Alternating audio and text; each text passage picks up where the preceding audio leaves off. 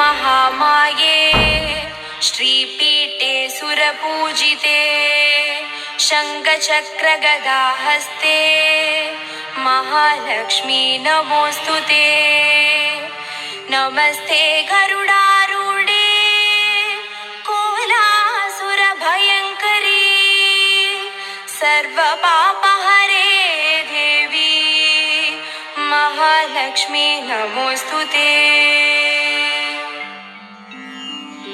सर्वज्ञे सर्ववरदे सर्वदुष्टभयङ्करी सर्वदुःखहरे देवी महालक्ष्मी नमोऽस्तुते।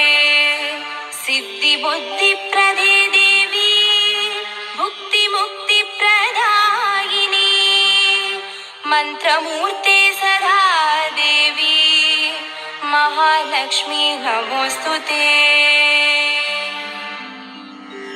आद्यन्तरहिते देवी आदिशक्ति महेश्वरी योगजे योगसम्भूते महालक्ष्मी नमोऽस्तुते।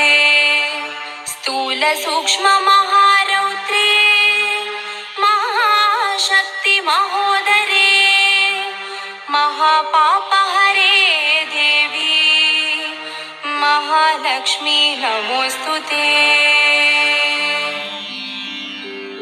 पद्मासनस्थिते देवी परब्रह्मस्वरूपिणी परमेशी जगन्माता महालक्ष्मी नमोऽस्तुते।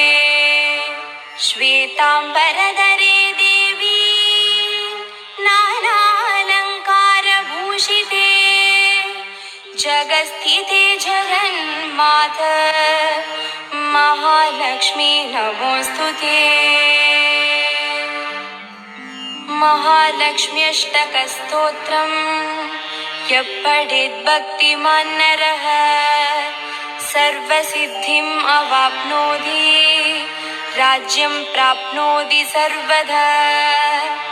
एककालं पठेत् नित्यं महापापविनाशनम् द्विकालं यः पठेत् नित्यं धनधान्यसमन्वितः त्रिकालं यः पठेत् नित्यं महाशत्रुविनाशनम् महालक्ष्मीर्भवेत् नित्यं प्रसन्ना वरदा शुभा।